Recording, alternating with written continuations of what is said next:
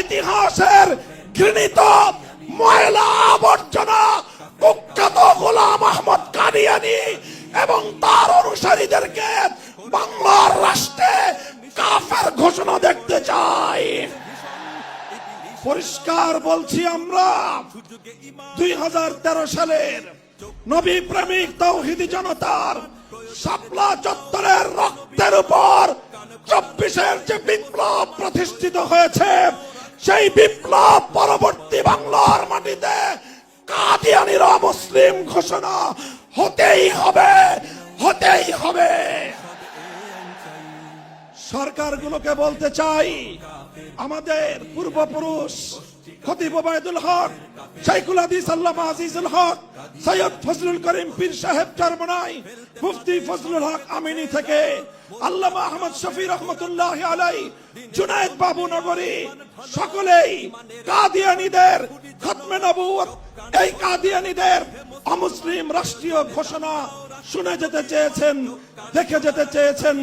দুঃখ এবং পরিতাপের বিষয়, বাংলাদেশের সরকারগুলো এই কথা রক্ষা করতে পারে নাই।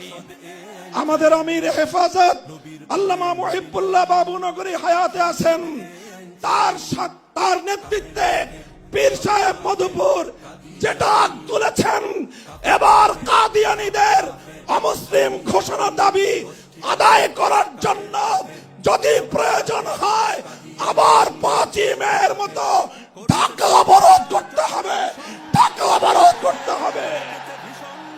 শুধু ঢাকা নয়, প্রয়োজনে জাতীয় সংসদের দিকে লং মার্চ করতে হবে, বাংলাদেশ অবরুদ্ধ করতে হবে, সকল রাজনীতি বন্ধ করে দিতে হবে, পার্লামেন্ট অচল করে দিতে হবে, সচিবালয় বন্ধ হয়ে যাবে, বাংলাদেশ থমকে দাঁড়াবে।